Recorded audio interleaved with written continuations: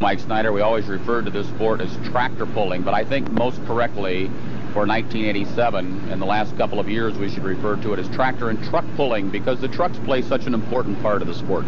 Well, in your four-wheel drive truck class, which is what we have behind us here, this is the class where the Ford and Chevy fans can really get in rooting for their own, you know, whatever type of equipment that whatever you think's turns best. them on, huh? That's right. The four-wheel drives now, we're talking about a truck that would be similar to the four-wheel drive truck that you might have at home, except I see some larger tires and a bigger motor and everything looks heavy-duty. Yeah, everything has to be built especially for pulling. This particular class doesn't run blowers or turbochargers, superchargers. They're fuel injected on alcohol, but the entire chassis of the truck is built specifically for pulling. They have to remove the springs so that the wheels don't bounce up and down and chatter on the ground, you know. They have to add like traction bars to them to keep the axles and the drivetrain components from rotating out of position. And then there's from one end of the vehicle to the other is all sort of safety, all types of safety equipment put on them. And the four-wheel drives, they don't stand up and pull wheelies like the tractors and the two-wheel drives do, but it's a real exciting class and the fans just love it. I now know what it feels like to set in Kenny Bernstein's 280-mile-an-hour funny car on the drag strips. Because what I'm setting in right now is what they call a two-wheel drive, super modified funny truck, or in this case, a funny car. We've got a 1,700 horsepower supercharged alcohol-fueled engine out in front. The steering wheel is in my lap. The entire length of the car in this case is 15 feet, capable of pulling approximately 60,000 pounds of weight down a 300-foot track. The two-wheel drive super modified is the newest division in competition pulling around the country, and it's becoming one of the most popular because people can relate to the Fords, the Dodges, and the Chevrolets. You still have that $20,000 to $30,000 high-performance motor out there, along with the larger tires on the back for pulling. The small tires are out on the front for steering. Now remember, these are not the four-wheel drives like we saw earlier. These are the two-wheel drives. And actually, a two-wheel drive, funny car, funny truck, can pull more weight in many cases than a four-wheel drive can. The next division are the modified dragster tractors. I like to refer to them as the monsters of the Midway. Mike Snyder, what makes the modified dragster tractor what it is? Well, Dave, you're not too many other motorsports where you can go see a machine with 6 engines in it, but we'll have one here this weekend. We've got several tractors that'll have 5 solid aluminum racing engines in it. We have one here with 4 Allison aircraft engines in it, several tractors with double Allisons. It's just everything you can imagine that makes horsepower, and a lot of it you'll see in your heavy modified tractor class. Well, how do they hook these 3, 4, 5, and 6 engine tractors together? There's several different ways that the motors are hooked together. Sometimes the motors are set in line, crankshaft to crankshaft, like the ones behind us right here. And then on the rear end of this tractor, they have the motor setting in sideways. Because of the twist and torque that the motor exerts on the chassis of the tractor, if you have all the motors setting in the chassis the same way, it'll put the tractor in a terrible bind, and both rear wheels won't set evenly on the track. So in the tractor behind us, they've set the motors in crossways. They do that with a small gearbox that has 3 input shafts into it and then 1 shaft that goes back into the transmission. They set the motors in the tractor sideways, and that way when those motors torque, they either apply the torque to the front end or the rear end of the tractor. They don't twist the chassis sideways. Have we reached the peak in the multiple engines? Will we be able to get more engines in a tractor? Well, the tractors are classed by weight, not how much horsepower they have or how big their tires are or how many engines they have. It's all done according to weight. And long as the pullers keep being as ingenious as they have up to this point, it's hard to say how many motors you may see in a tractor someday. Well, we look forward to seeing the tractors in the modified dragster tractor class. Tractor pulling has its grassroots with the stock farm tractors of over 40 years ago. The division which most closely resembles those stock farm tractors are what we call the super stock tractors of the 80s. But Mike Snyder, they're not really stock tractors. They're all souped up. What makes them so? Well, Dave, believe it or not, these super stock tractors are the most expensive tractors to build in the entire sport.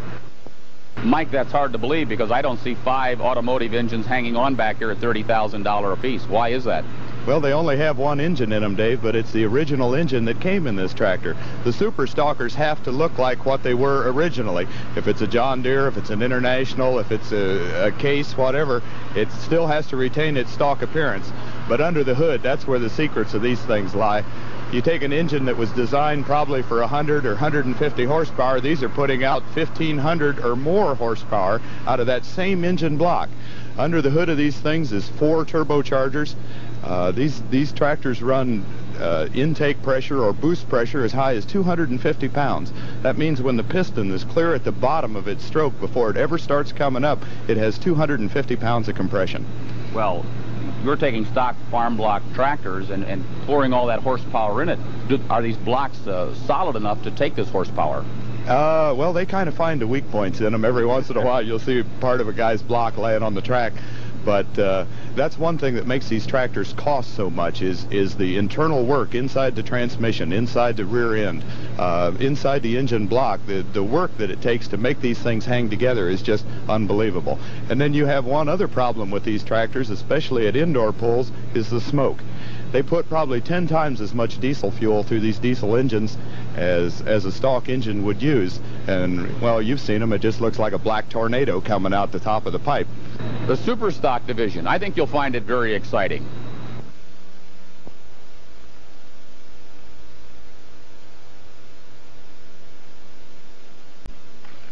Bob Smith out of Winchester, Virginia, one of the old pros on the circuit of four-wheel drive trucks. He was one of the sort of the founders of the four-wheel drive movement also, Mike, out of Winchester, Virginia. Yeah, he was, Dave. Bob's been around a long time, and he's probably as tough as there is in this class. Well, they call this truck the Three Bears Pulling Team, and the 3 members of the Smith family, his wife Sarah and their son Scott, they go all over the country, and boys and girls will enjoy seeing this truck because there's a big, about a 5-foot teddy bear in the passenger seat.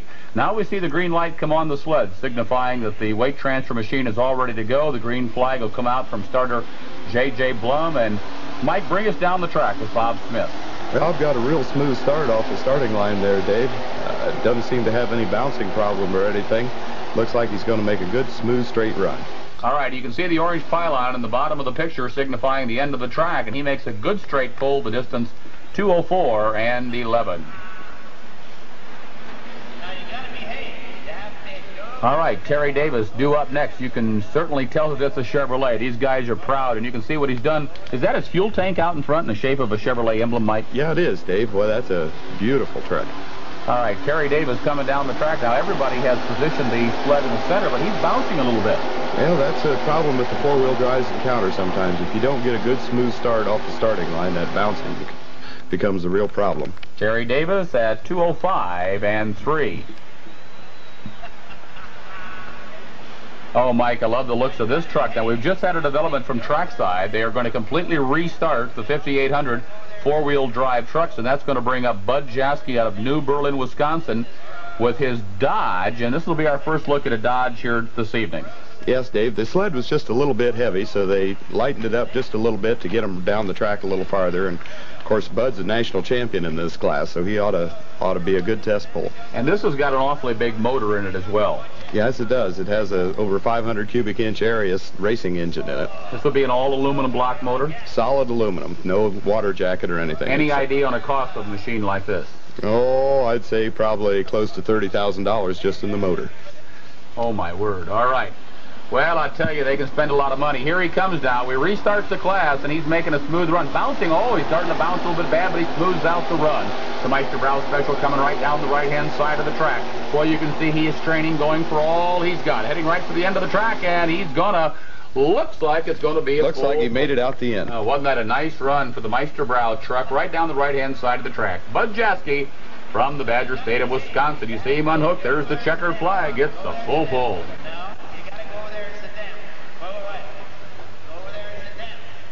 The Ford fans will like this one, Mike. Jim Griner from Georgia running a 67 Ford. Here's a former tractor puller, now turned four-wheel drive truck puller. Why would a guy want to do that? Well, I really don't know what his reasons are. Maybe it's just a little more economical to pull a truck. It's kind of expensive to keep a tractor going, especially Jim used to pull a Super Stalker, and they're about the most expensive. Well, he's making a smooth run here, but it looks like his short wheelbase is hurting him a little bit. There's really no substitute for the length, and with the leverage involved, you have to have the length to really be competitive. Jim Gardner out of Georgia, and the distance comes up to 2:03 and 6. Bob Smith now backing up to the sled from Winchester, Virginia. This is his second hook. Of course, we restarted the class. He's got to have a full pull, though, to tie Bud Jaske right now. Yeah, he's going to have to make a good, strong run to get her out the end. Well, you're running a pretty big Chevrolet motor against this big Aries engine. He comes off the line now. Another smooth run straight down the middle of the track, but he's got to get right after it. The 40,000-pound weight transfer machine. The box is moving up the rails, and he begins to slow down a little bit. So you can see the teddy bear right there, and he's going to come up a little bit short at 2:04 and 11. Bob Smith from Winchester, Virginia. All right, Howard Lewis now out of New Carrollton, Maryland on the Eastern Shore. Here's a guy that's really come up in the NTPA ranks the last couple of years and was certainly a top champion this past year. Howard Lewis with another Chevrolet. Chevrolet dominates this class basically, but that doesn't mean that they always win, Mike. Well, Chevrolet is a pretty popular body style, but they don't always have a Chevrolet engine in them. But in Howard's case, he does. Now, that's a good point that you bring up. The rules say that you can run a different make of engine. High roller now coming down the track. He's bouncing a little bit. That's to be expected, I believe. You see the dirt piling up in front of the buckboard on the sled, and he's going to spin out. Howard Lewis from New Carrollton, Maryland with an 86 Chevy at 2:11 and 9. Jerry Carlton now out of Manaway, Ohio. That's up near the Cleveland area of the Buckeye State, running a 1985 Chevrolet van. And this is our first look at a van here in this evening's competition. Now, Mike, it looks like he's got a blower sticking through the hood. Well, the four-wheel drives cannot run superchargers or turbochargers. They just run fuel injection, but they take the injection off the top of the supercharger, and it just kind of adds a little bit to the appearance of the vehicle. All right, you can see the butterflies open up. Oh, my word, he gets off to a rough start there. Just didn't come out of the hole the way he wanted it, Dave. It started to hop on him a little bit, and if they stop before the 75-foot mark, they can back up and have a second try. All right, now they're going to pull him back. Now, let's just watch this here a moment as the sled is going to pull the truck back to the starting line, and J.J. Blum giving them instructions. The sled is motorized, so the sled can go back to the line by itself. We don't have to use a pullback tractor. This is going to be his second attempt. Now, Mike, what are the rules concerning a second attempt? How far can he go before he's disqualified? Well, the pullers get 2 attempts to make it by 75 foot, but when you back up for your second attempt, if you move the sled 1 inch and stop, that's it. All right, looks like they're doing a little work out there on the track. This is called track building by some of the helpers on your own team. Knocked out a couple piles of dirt. All right, he didn't make that much, didn't have that many problems, we should say, out on the track, so they didn't have to bring down the blade and the roller. So we'll pick it up right from here as the blade goes off the track here with one of our Case International tractors. And the sled is all ready to go as soon as that green light comes on. They're motioning off the track. This track work, but grading and packing the track is very important. Yes, it is, Dave. We try to make sure that the track conditions are the same and equal for every puller in the class. All righty, so everything is riding on the line right here as the final blade and the roller comes down the track. Now it looks like they're bringing everything down the track to pack it and grade it down. They wanted to give him a little bit more fair chance to make his good pull. Remember, he needs a full pull to tie. This is the official hook. That first one did not count, but if he only goes 5-6 inches, well, let's hope he goes a lot further than that. Now you see the green light on Ron Hickson's sled from southwestern Pennsylvania, and Jerry Carlton comes off the line out of Manaway, Ohio. Boy, he's bouncing. Still jumping on him real bad. He could break something awfully bad here. He could break a drive line, and that's just not the kind of run you want to make. And a very, well, I was going to say a poor pull, but just not a good run in his eyes. Jerry Carlton from Manaway, Ohio, 83 Chevy van, 166 and 5. Here we go. Everybody's favorite, I think, Mike, not only because he drives a Ford truck for the Ford fans, because he's just such a likable guy. Tony Osteen, the farmer from West Greene, Georgia. I'll tell you, Tony's done real good at Super Pull over the past years, Dave. He's had several wins in the last couple of years. Here he comes, heading right down the track. Well, this Ford is really cooking now. Got a big Ford engine in there. He's got to have a full pull to tie. Good, smooth run. Oh, listen, he's cranking it, going to come close, and Tony Osteen is going to be a little short at 224 and 1. Also from Winchester, Virginia, what many consider the four-wheel drive truck pulling capital of the country, Willie Umps now, also in an 85 Ford. And I'll tell you, here's a guy that's got a shot. He would have to be one of the pre-pull favorites. Boy, I'd say those truck pullers out of Virginia are really tough. Well, I'll tell you, beautiful country where he comes from, down in the sort of the northern part of the Shenandoah Valley where they grow a lot of apples. And here he comes now with the Ford. It's got to be smooth, it's got to be long, it's got to be powerful, and we see some smoke coming out of the engines a little bit, Mike. Just might be overfueled a little bit, but he's still making a good smooth run. Didn't have a lot of speed as he came down the track. Willie Umps from Virginia with his 85 Ford 210 at 11. All right, Mike Johnson driving for the Johnson brothers out of Perry, Oklahoma. His brother Scott watching from the sidelines. Mike, this is a new S10 Chevy, brand new truck for 1987. It's a real competitive truck. They've lengthened the wheelbase out on it a little bit, Dave, and these guys are one of the toughest in the class, without a doubt. They call it the Oklahoma Showdown. Here he comes now. They're in the oil business, but it still looks like the oil business is good in Oklahoma. Here they come, running right down the track. They're hauling the mail, so to speak. They're moving. Oh, no. Oh, looks like the rear end is pulling there, Dave. Well, that's not what you want to have. You can see the end of the track there. They came close, and they've broken something underneath. Yeah, they were still moving good when something let go in the rear end of the truck. Their distance 2:16 and 3. And we're going to watch it now. Here he comes again now as he comes off the line. The Oklahoma Showdown. Good speed coming down the track. Well, they were also one of the pre-pull favorites. They were expecting to make a full pull. There we see it again as they break. We're getting word now from trackside that they have broken just about the entire drive line. Yeah, the drive shaft started to come out from underneath the truck, Dave, but the safety equipment held it in place. But it looks like they may have taken the ring and pinion out of the rear end. Well, they're going to come up short at 2:16 and 3. The Johnson brothers out of Oklahoma. Oh, Mike, this is a bad day for the boys from Oklahoma. They've got the forklift out there to pick up the rear end. Yeah, that's serious, Dave, when they have to pick you up and carry you off the track. You can see the front of the drive shaft hanging down there, and the rear end of the truck's locked up, so they'll have to lift it up and carry it off. Now, is this something they can fix overnight? I would imagine they probably will. Don't forget, this weekend only, subscribe to the NGB Puller magazine, $14.95. In his first time ever to compete at the Indy Super Bowl, here's Jerry Weaver now from Thornville, Ohio. That's just east of Columbus, Ohio, the Buckeye capital, running a 1985 Chevrolet. And, Mike, this guy would like to win, of course, because his truck is sponsored by Nationwide Auto Parts, and, of course, the event is sponsored by Nationwide as well. Yeah, I've seen Jerry run a couple times last summer, Dave, and he's just super strong. Well, Jerry Weaver was out of pulling for a couple of years. Yes, he was, and he used to pull for the Sting pulling team, I believe, out of Pickerington. That was a very famous team in the Buckeye State, and now he comes back. His first hook ever at the Indy Super Bowl. Here he comes. And you can see it looks like a very smooth run. He's getting some high RPMs out of that motor, screaming that engine. Screaming that engine, definitely. And he's going to come close. Looks like it's going to be about 222 feet as the laser gives us the measurement. Hollywood, Florida's Glenn Davis driving a 1986 Chevrolet. He has a good time out on the NTPA circuit, not only pulling his truck, but looking for eligible girls because he's a bachelor.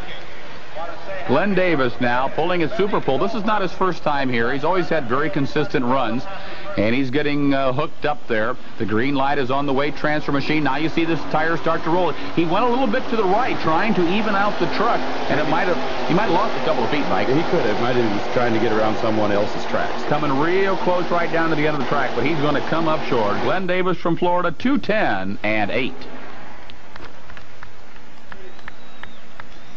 Earlier in this class, Greg Cook out of Mount Airy, North Carolina, made a full pull with his wild blue 1987 Chevrolet.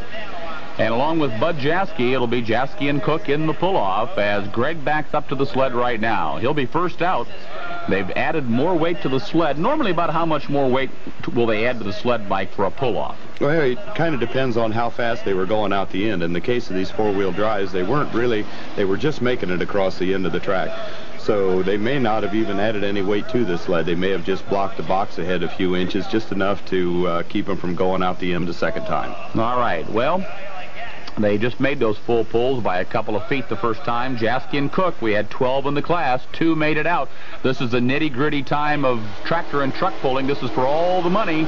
Here we go now. Greg Cook coming down the track. Got a smooth run going. Got a lot of speed up. The flags are flying. The dirt is churning. And he's going to get everything he can out of it. Greg Cook winds up at 2:13 and 6. And now it's on the back of Bud Jaske from Wisconsin to try to beat him. The body goes down now on the Dodge truck of Bud Jaske out of New Berlin, Wisconsin. And this is for all the money. He's got to beat 213 feet and 6 inches. Greg Cook is in the lead right now with his 87 Chevy. Now, Mike, what do you think Bud Jaske and his son Steve are really looking for out on the track? Well, Dave, they're going to have to get a good smooth start off the starting line. He's going to have to build his speed smooth and even as he comes down the track to get enough momentum to carry him by Greg Cook at the other end. All right. Would you say that he has enough power in the truck to do it? Yeah, I don't really think horsepower is one of his problems, but getting the horsepower to the ground in a smooth fashion, that's the trick.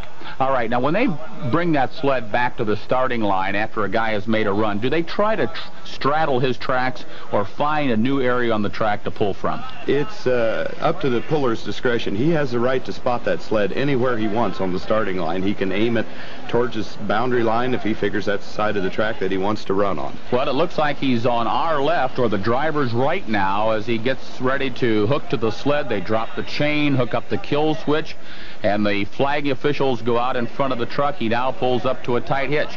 So he's got to beat 213 feet and 6 inches. Greg Cook in the lead. Bud Jaske ready to race, ready to pull, ready to put the hammer down. This is for the #1 spot at the Indy Super Bowl 14 in the 5800 four-wheel drive. The green light is on the sled. Let's watch those butterflies open up as they suck more air into that injection system with this big Aries motor that's got all kinds of horsepower. Here he comes now. Mike, let's follow it down the track. He made a real smooth start out of the hole, Dave. Got good speed at mid-track. Of course, the sled's starting to slowing down now, but let's watch for that flag over on the left. He has just passed the flag. He comes very close to making another full pull. Not quite enough. The winning pull, 2:28 at 8, and Bud Jaske out of Wisconsin wins his first class and his first run ever at Super Bowl in the 5800 four-wheel drive. Bud Jaske now, another look. This has got to be a high point in his pulling career. He's won many pulls across the country, and what a smooth run, Mike. Just an excellent pull all the way down the track. Well, he ran close to that line on the right-hand side. You can see the sled coming past the checkered flag as he pulls off the track, and the crowd gives him a big ovation. Go, go. You really want this banana? Go, go. You really want it? Hey, go, go. Watch it. Go, go. Here you go. Oh, go, go. How you like that?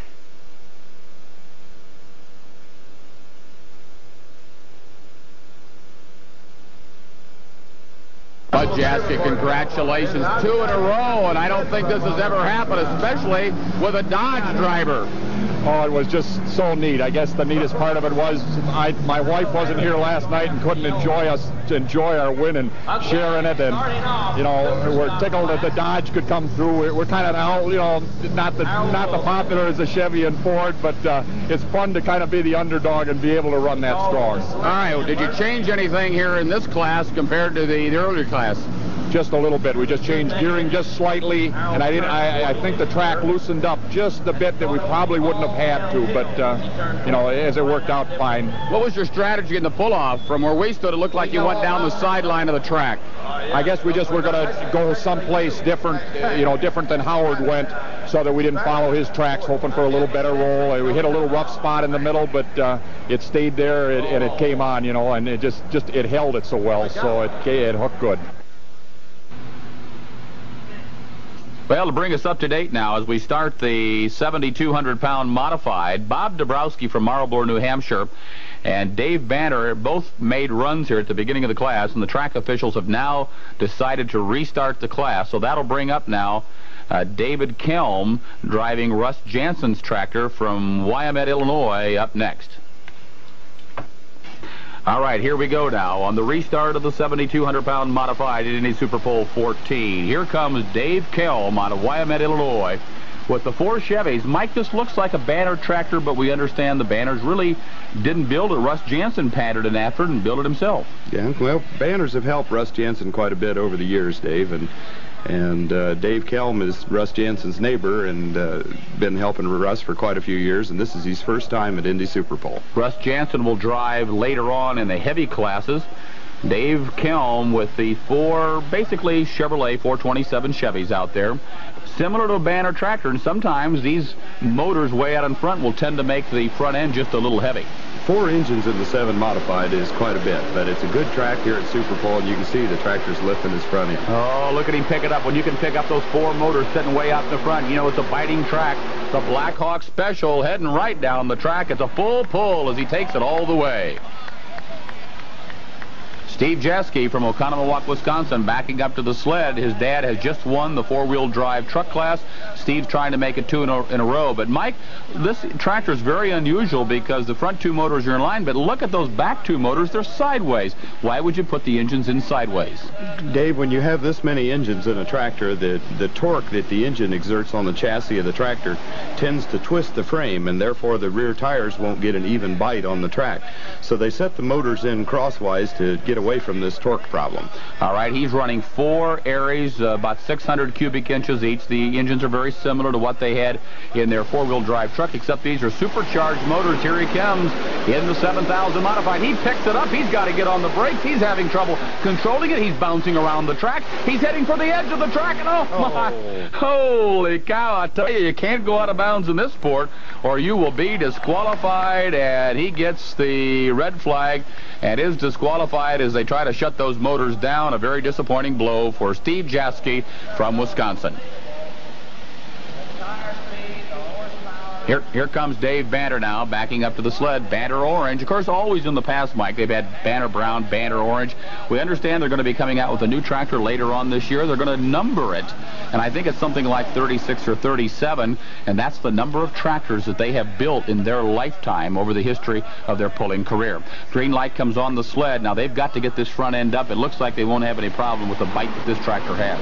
Yeah, this 7 modified is really an exciting class with that much horsepower to get your front end up in the air. He's got to fight to control it, working the brakes. He's over to the right-hand side of the track, and he is going to come close. He is very close to the checkered flag with Banner Orange, and he's going to wind up at 233. Remember, the track is 236 feet long, so he comes up about 3 feet short. Leo K. from Bradford, Pennsylvania, the home of the Kendall Refining Company. He's made some changes to this tractor, Mike. We see at least 1 more motor right here than what he ran last year. That's right, Dave. Last year, this tractor only carried 3 motors. Now this year, with a new chassis and everything, it's capable of carrying 5, but he only runs 4 in this class. We'll see 5 later on when we get to the 9,000 pound, 11,000 pounds. Let's watch his run now as he comes down, having a few handling problems off the line. Looks like he's awful hard on that left brake, and that right tire's just going... It's flat. It has gone flat out there on the track, Mike. Any idea what might have happened? As I said, he was on the left brake pretty hard, and that caused the right tire to actually overspeed itself, Dave, and the tire tore itself away from the rim and went flat. The final distance, 136 and 11 for Leo K. Now, Mike, we noticed that they're refueling the Tim Engler's Mission Impossible tractor. We have just received word that on his first run, he had a malfunction with his kill switch, not to his fault. And what are the rules on a situation like this? Well, this tractor can carry 5 engines, so on the back of the tractor behind Tim, it has 5 kill switches. And for some reason, as he was coming down the track, he had a good, strong run going. Just before he got to the end of the track, I don't know whether a dirt clod may have hit the cable that's tied to the kill switches, but it shut him off.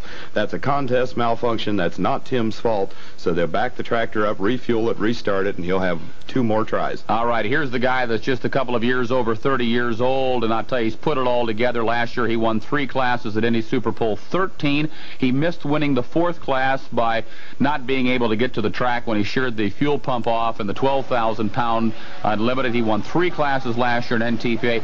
Certainly has had an awfully good year in 1986, and here he comes now as he powers down the track. This is for it. He's got to have a full pull if he wants to take the lead. Heading over the left-hand corner of the track, he's going to go for the finish line, and he goes for the wall as well, Mike.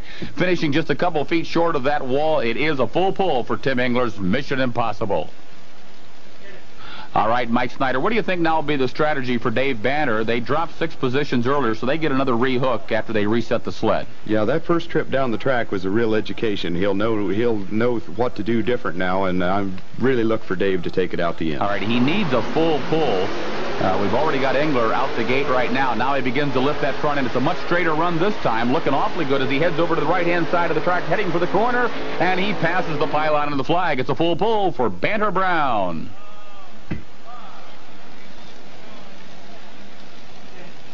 All right, here's Rick Isley driving for Brian Knox out of Ware, New Hampshire with their 1986 modified puller. He's running Mylodon engines. We hear a lot about those in racing. Are they similar to an Arius, Mike? Yeah, they're a solid aluminum racing engine, Dave, and quite a few top fuel dragsters are using Mylodons. Sassy Massey coming down the track, getting over to the right-hand side. You can see the sled almost going out of bounds. He holds it in, but he's a few feet short. He fails to make the pull-off. Rick Isley, the Knox tractor, Sassy Massey, 223 and 2. Hail Woody Woodward now out of Marlborough, New Hampshire, one of the best pullers on the northeastern side of our country, running an Engler chassis with an Allison, and he's got problems out there. Looks like that left-hand motor detonated pretty hard, Dave. A lot of fire come out the front end of it. I was talking to Woody before the class, and he said he'd spent 3 or 4 days down in Madison, Indiana at the boat shop down there, and they'd been tuning on these motors, but looks like he's got a little bit of a problem. Well, this is a real tough blow, as we saw there on slow motion. A big flame, and let's hope that he hasn't hurt that engine internally. Due to technical difficulties, we're unable to give you the run of Gardner Stone out of Middleburg, Vermont. However, his Allison with 2 engines went 187 and 1.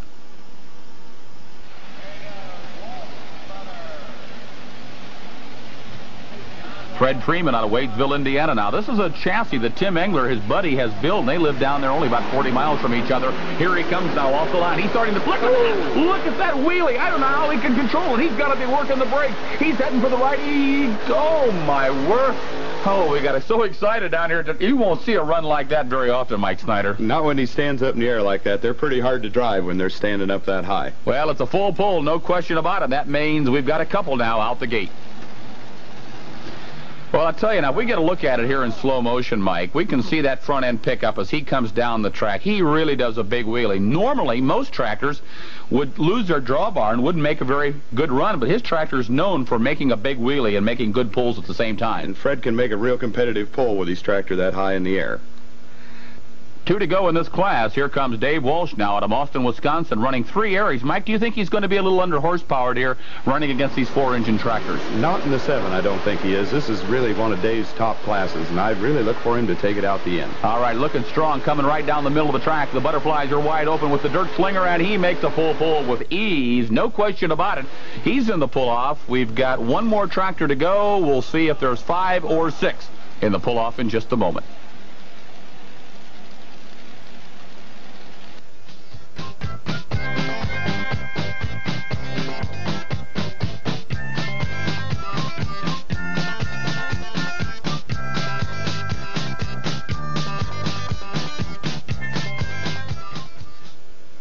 All right, here's Bob Dabrowski. He was our test puller originally. He dropped the last due to mechanical problems. He's from Marlborough, New Hampshire with his Allison. Here he comes, the Stinger. He's got a good run going over to the right-hand side. He bounces around, and Mike Snyder, a rough ride. Definitely. It lifted early on him coming out of the hole and then just got up and threw him completely out of the seat up on top of that left fender. He's thrown from one side to the other, as we see, and what a wound ride. And he comes all the way from New Hampshire to make a short distance of 156 and 1 for Bob Dabrowski, the Tire Wholesale Shop. All righty, we've got a 5-way pull-off now here in the 7,200-pound modified. We start things off with Dave Kelm driving for Russ Jensen out of Wyoming, Illinois. His 4 Chevrolets. He comes off the line. He's on it, Mike. Yeah, he sure is. I'm really impressed how these 4-engine tractors can pick up their front end in this light class. Well, we've got a good biting track, and he's going to spin out at 2:04 and 8. He takes the early lead. Here's the favorite of the class now, Tim Engler out of Princeton, Indiana. If there's any one class that he should win, hands down, this is it. Here he goes now. He comes off the line. Those 4 Aries clicking right along. Boy, did he get on it hard out of the hole. Oh, boy, I guess he has. He didn't waste any time, but he's going to come up just a little short. Engler at 197 and 2. He is not going to win the 7,000 modified at Indy Super Bowl 14.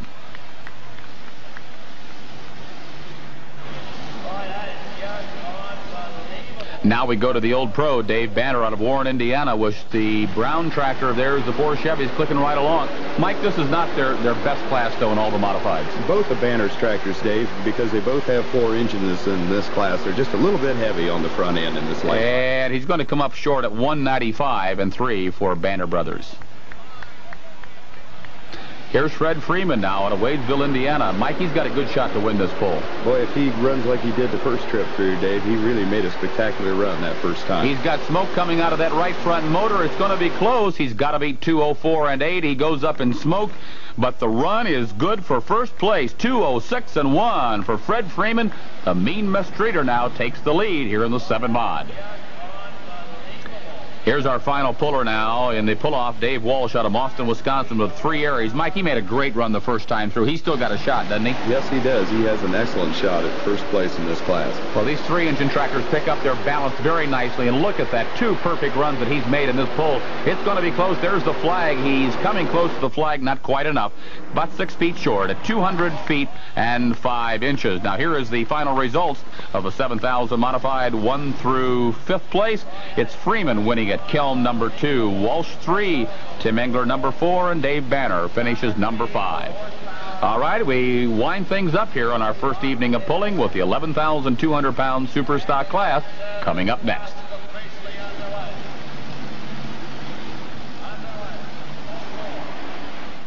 Your strategy in the pull-off tonight, because they were all excellent tractors.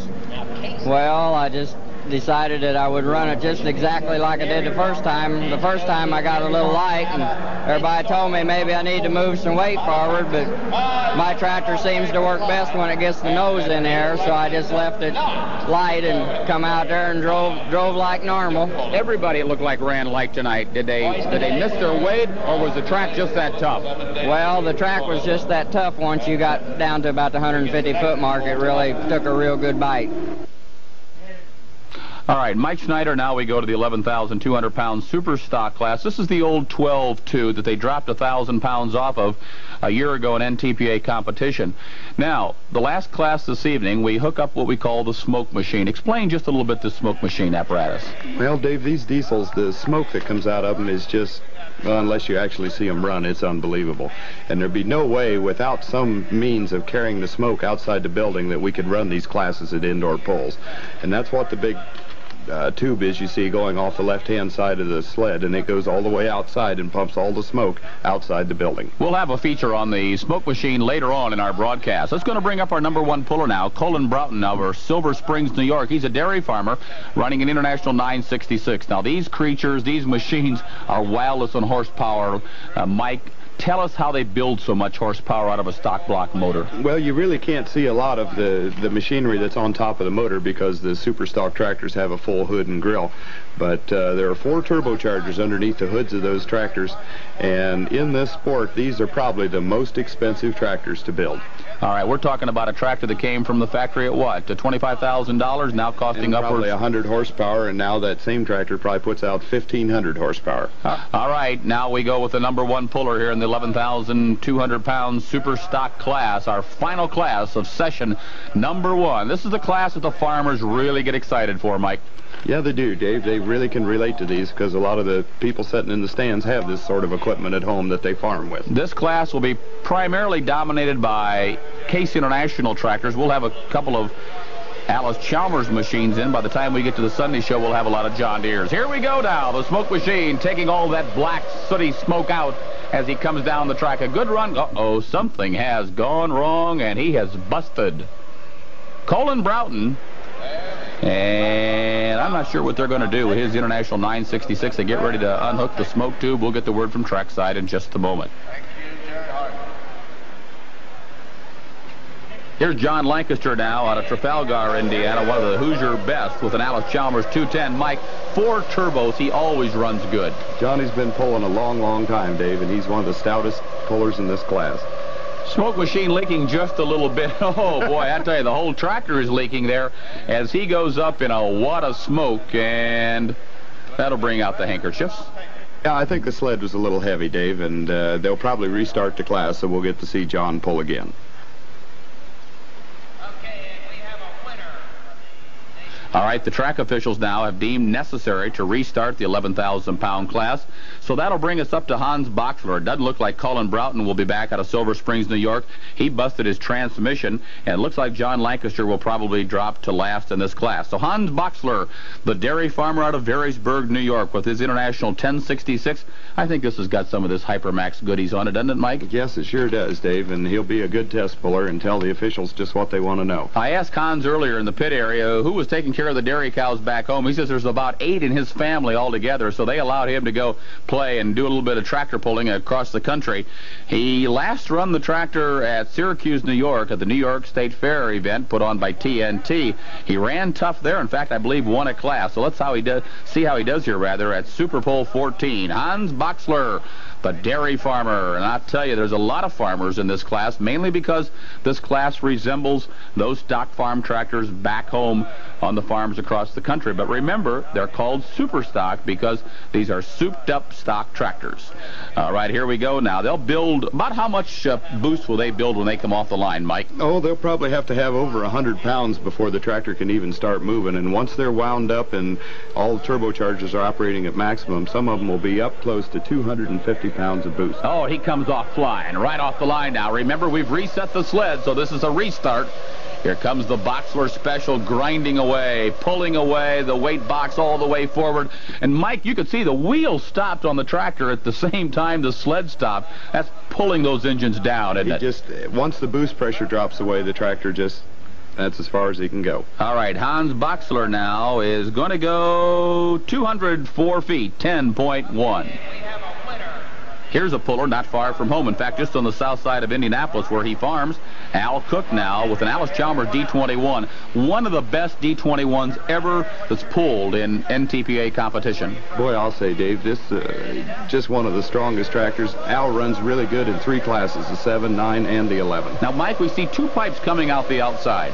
Al has 4 turbochargers on, just like Johnny Lancaster did, but they're hurting for room underneath the hood, so they put the turbochargers on the outside. Mike, we notice a lot of, it looks like leakage of smoke coming out. Is that just the diesel smoke backing up inside the motor? That's some of it. There's so many connections underneath the hood between all the turbochargers that it's almost impossible to keep them from leaking a little bit of it. Here we see it. Oh, he's looking good right now. An almost perfect run as he's heading down the track, and the tractor's going to stop at 204, 10.4, very close to Hans Boxler. Here we go now. This is an interesting story. Max Simpson, who operates a Case International Harvester dealership in central Michigan, pulling an Alice Chalmers D21 called Mean Old Alice. He is one of the hot ACs in the country. Here he comes right down the middle of the track. Not enough speed, and he is going to spin out. Max Simpson, Mean Old Alice, 206 and 1. When it comes to Case International Harvester tractors, Mike Snyder, here's probably the guy that perfected the Ford turbo system, certainly about a year ahead of anybody else. Yeah, Dickie run it probably a year before anybody else had it, and he had an awful lot of problems. There was a lot of times he never made it all the way down the track. All right, boost here, he's got to have more boost probably than anybody else in the class. I'd say he's probably one in the top 3 of the strongest tractors in this class. He's in the trucking business from Naylor, Missouri, International 3688. He can spin the tires as fast as anybody. War Eagle flying down the track, moving. And he's going to come up a little bit short, but he moves up at 210.7. Here's Harold Wilson now. Looks like he's having trouble getting the engine started, Mike, out of Greensburg, Indiana with a D21. Yeah, he's just feeding it ether down the air intake there. I don't know whether it might have a little water problem or something. It just don't seem to want to wind up like it should. You bring up a good point. You say a water problem. Why would we even discuss the issue of having water problem when they're a diesel tractor? Well, they use water injection. Water is injected into the intake of each turbo underneath that hood to help cool down the intake air. And if for some reason the water comes on a little early or doesn't shut completely off, and it's really hard to get a fire build in it and get the thing wound up. Well, now they got 2 cans of ether down there, and they're either going to build a fire or they're going to put this one out. I'll take care of the ladies over here. You can take care of all the guys. Well, he finally gets it going, and this will be his run now. Oh, he got a little bit of leakage up there on the smoke machine. Here we come now. Leakage everywhere. Well, I guess so. Finally, the ether worked, and you can see that all the troubles they made. Is slipping. Well, it just hasn't been that kind of day for the Hoosier. Harold Wilson, always a fine guy to talk with at any poll that you go to. Harold Wilson, the farmer, he's a grain farmer and raises quite a few cattle with his ACD21. And the final distance for Harold Wilson, 160.7. All right, champion John Klug now. If there's anybody that's got a shot at taking the lead, here's the guy, the farmer from Stockport, Iowa, in southeastern Iowa. Beautiful farm country. International 3688, the Red Baron. He's on it. He's moving. Let's look for the flag. It's going to be close, and he powers out at 2:25.1. He takes the lead. Danny Dean, more known as Rooster on the NTPA circuit than anything. Mike Snyder, always strong. He's had something like 7 or 8 national championships.